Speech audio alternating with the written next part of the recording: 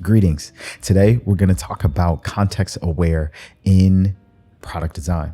I've done previous videos on AI and how that gets situated in the center of UX, UI, and product design. But we're going to dive a little bit deeper as to how it is and what it's like to add that into your products.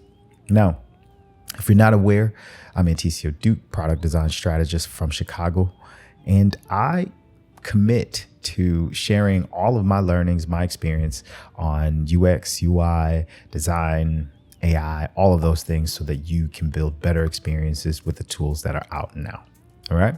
So without further ado, let's just jump into it. When we hear the word context aware, there is a understanding when it comes to different applications. For example, if you were a premium user or just a avid user of Photoshop, when you use the context aware feature, it would actually add different artifacts into your design. A really good use of doing it using one platform and in the space in which you need to use it in.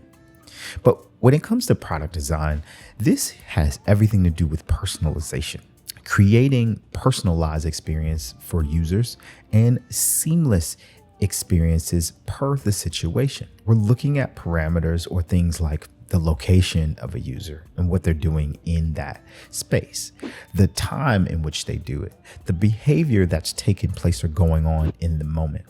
All of those things play a critical role as to how we use AI in that space.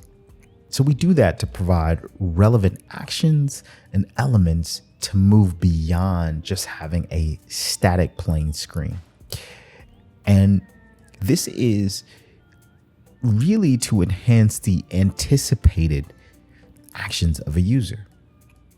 It's almost like pre-thinking what the user's behavior would do and what that action is, and then serving up different experiences or types of things to help them improve that action better. Optimize the workflow to really just make the outcome very automated, any tasks. Also make it feel very, very intuitive and human-like, almost as if I am encouraging you to take action because I've understood what you are doing. And that's the real gist of context aware, using it in product design. Now, this is really aligned to the behaviors of users in certain software applications. And I want to use that as the right sort of context in which we're talking about context aware today. Let's talk about 4 really core functions of this as to how it works in design. If we take AI, because there's a lot of information, there's a lot of data that is being used to not only train different models, but also to cross-reference and give you an experience that's tailored to you. But if we're looking at things right now, it's basically saying, hey, we're going to analyze all of this real-time data that you have been providing this application, something related to location. You could be walking, you could be driving, you could be a passenger of some sort. We're going to look at time of day, what type of past interactions you've had, either with an app, with a person, just utilizing certain things. And then we're going to take your user preferences into consideration and tailor whatever experience is needed and required for you. That's activating context aware within AI right now. That's not like thinking ahead or projecting or forecasting for a future state. That's saying all of the things that you've done up until this point, we're going to analyze that data and serve up the best experience for your actions right now, taking into consideration a few other things. The next thing we'll look at is personalization. Now, this dives really deep into what people look at as customized content. Aside from custom content, meaning your interests, we can serve content relative to those interests. But this also takes into consideration things like your settings. So Let's say you like to read during your lunch break, which is at a certain time every day, say noon. And you know that whether you're outside or indoors, you're reading on it. So maybe you pull that screen brightness down a bit and it automatically adjusts given the time frame, given what blog you're searching, because we've seen patterns over time and it now has the ability to do that. So you don't have to. Look at it from a standpoint of a feature within an app, let's say fitness, okay? And it starts to suggest an outdoor walk or workout rather than doing an indoor one when the weather is good. So taking your location, knowing that you work out at this specific time, and also suggesting, hey, it's going to be beautiful outside, 80 and sunny with a slight chance of wind coming from the northeast. You get the point. It's things like that that enhance the unique experience of a fitness app. That's really catering to personalization. Users can kind of cringe at because they think it's almost like you're lurking. It's also watching and monitoring your behavior. These are the actions you've been taking. So what better North Star to move towards if you yourself are doing the action? And my application is simply making it easier to commit to those things that you want to do anyway. So that's from the personalization lens. Now, let's look at the third idea for using context aware. And this one's called predictive assistance. This is when we get into anticipating needs. Let's say you're driving and your navigation adjusts according to not only your drive speed, but where you are and the time of day. Maybe there's a variety of traffic or roadblocks that are in the way of your direction. It led you in one way, but now reconsidering an alternative due to those parameters. Super helpful, and it's optimizing things for your best experience. Or let's say an enterprise tool you are using, and you have certain parameters for that dashboard, or you have a certain role. Allowing that tool to adjust the dashboard settings to fit that particular role. Let's say editing software, Adobe Premiere Pro. I am now in the editing workspace as opposed to the coloring, as opposed to the audio. These dashboards or the things within this platform adjust to fit the needs in which I'm doing them in. It's really relevant to the needs of the person, and it's predicting that you will do this action before other actions. That's where we sit in the space of predictive assistance. And then the last one we'll talk about a little bit is natural, a more humanistic interaction. This is allowing systems to enable voice commands so that you can speak, talk, and gesture things just naturally. Or what they call no face UI or zero UI. This is where the interface kind of fades into the background. It becomes omnipresent. You sort of don't really notice it. You allow the functions of that particular app and that particular feature to command and walk you through or just interact with you more so it feels like a natural interaction and conversation. Those 4 areas, I believe, are going to be the next tier and what we will really sort of define as context aware using AI, especially in the UX UI and that space, because tools, software, apps, all of those things are improving so that we can get the most out of them for little to no effort at all. Now, let's talk about some key applications and benefits as to why you want to do this. Everyone talks about AI, and you should be doing this, you should be doing that, and that's great. But let's talk about the benefits as to why you want to do this outside of what we know to be true as of today.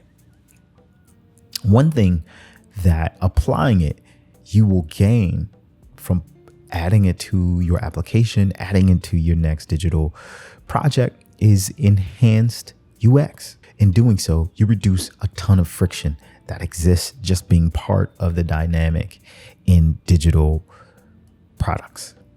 When we think of software, there's always a faster, better, more improved way. But really, it's optimized for your user and the actions you want them to take. It increases that. It makes products and apps and overall experience feel a bit more helpful rather than you searching for things to do or having to think and increase that cognitive load that you have. It just improves it. And that's what we really want out of all products. And so doing this helps. Second thing, when applying this, is automation. Automate tasks and do it with precision. Do it so that there's no thinking about what the next step is. It just executes. It's like when you have a smart home and you set that temperature gauge to a certain temperature, let's say 70 degrees. But once you're gone, it may reduce itself. Why? To conserve on energy. No one's in the home anyway. But then knowing a roundabout time that you are coming home, or you can program it so that it adjusts to your liking and has that temperature set once you arrive.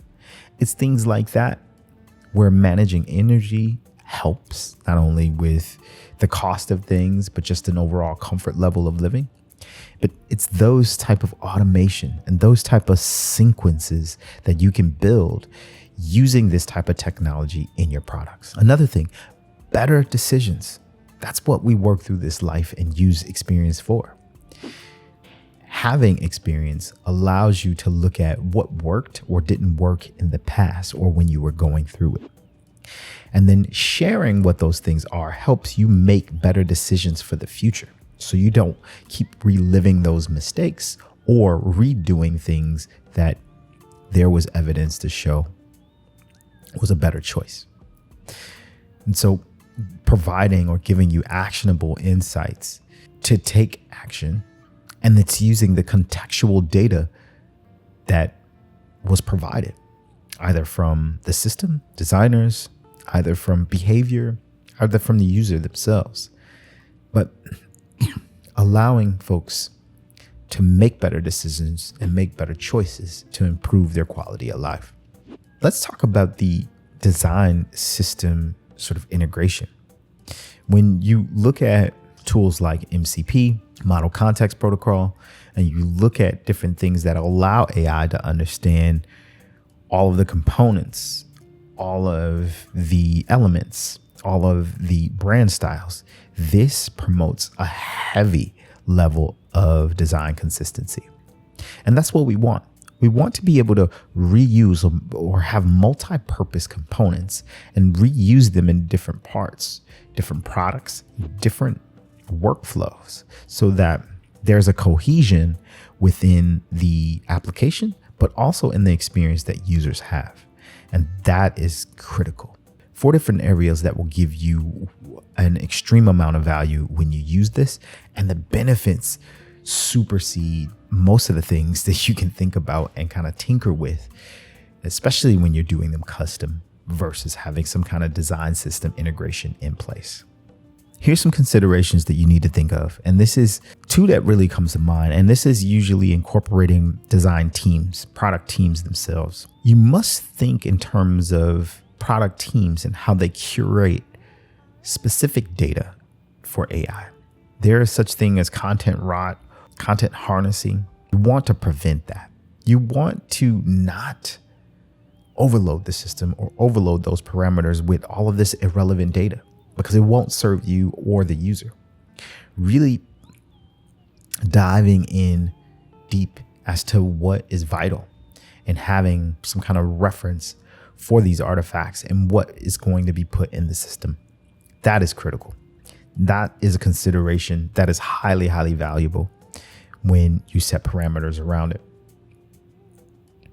Another thing is balancing the control and automation. So having these workflows and adaptations, they should be allowed to adjust, but also allow users to override those settings whenever needed. Let's say you've set an automation in place. Once it's triggered, the workflow occurs, and then it consistently does that.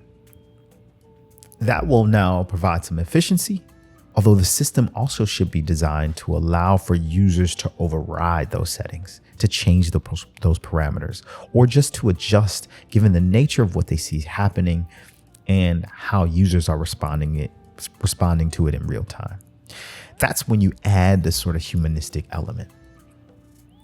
It's not one of those things where AI is going to take the entirety of this workflow and just do everything from start to finish. And even if it did, that would be great. But it always has to have a human oversight, someone who can come in and look at what it's doing, engage whether things are flowing smoothly and should be in that way, or fine tune it as this person sees fit. And I think that's where you get the value out of using AI. And if we look at it in a percentage thing, we'll say that your starting point, you are the 30% that comes up with an idea. Maybe you structure this sort of game plan or formulate the features and build this thing out. That's 30%. You use the automation or AI for 60%. This is optimizing the workflow, really fine-tuning, analyzing data, all of the things that can reduce the time it takes for you to do it and do it very well. So now you have 30, you have 60. That last 10% is you reviewing or giving oversight over what has been delivered. You've already set those parameters. You now allow AI to do its portion, and then you come in and clean that up, or you take a look at what's going to be delivered as a result. That's how you get the most out of using AI in all workflows. The last thing we'll talk about is seeing it in action. We can talk about this all day long, but when you don't really see it in action or coming into a fruition or see how it shows up in the products you use, it's kind of challenging to give it that sort of impression in your life. So smartphones, they have that adjustment to the brightness and display state. Depending on where you are, the time of day, or what you're doing, it can adjust to accommodate the brightness of your screen. That's one way. Or you get notifications based on your time and location you are in. These things are being handled in the background, so you don't ever have to think about it. Well, let's talk about the virtual assistants that we all see, from Alexa to Siri to Google Assistant. These things start to remember your history. They start to gather information about your location and your preferences that you have adjusted things in. That's real world action. It happening. And you benefiting from it in every phase of the process. Or let's take navigation apps. These are ones where, let's say, it adapts the task or the activity based on how you're actually interacting with it. Your connection to this app or navigation would be different if you were walking relative to you driving. And let's say you start off with a keyboard or context-aware input, but then as it sees you driving, it switches to only voice activation, so your hands free. It's these kind of considerations that AI can benefit not only the user experience, but can benefit the person in the context, in the space they're in, and make that experience very, very seamless. And I talked about the last one where software adjusts its dashboards, its features, its view state to accommodate the roles in which has been defined, or the role in which you have added to the application. It's these kind of things that you'll start to see more of as we move through the next years and increasingly add AI into our applications. I know, a brief snapshot of context-aware AI, using it in UI, UX design. If you want to learn a little bit more about gamification, how to add that into your application, click the link below and get more information. There is a free goodie there for you, from me to you. It's a gift. No strings attached. Enjoy it. In the meantime, check out this video on gamification and how to add that there. Your life has colors, so design it that way. And we will see you in the next one. All right. Take care.